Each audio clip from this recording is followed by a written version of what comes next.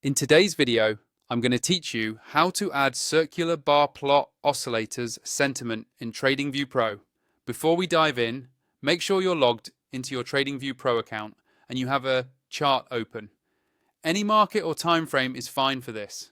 The process is exactly the same whether you're looking at crypto, stocks, forex, or indices.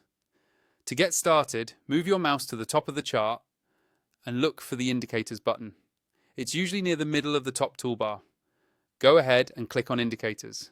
This opens up the main Indicators and Strategies window, which is where you can search for any tool you want to add to your chart. Once that window is open, you'll see a search box at the top. Click directly inside that search box so you can type. This is where we're going to look up the specific indicator we want to use.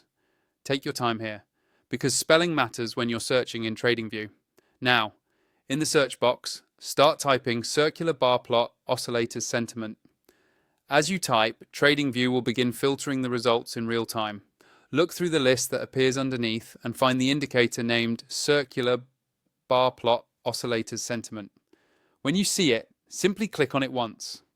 TradingView will instantly add it to your current chart. You should now see the indicator displayed, usually in a separate panel below your price chart, or possibly overlaid depending on how it's designed.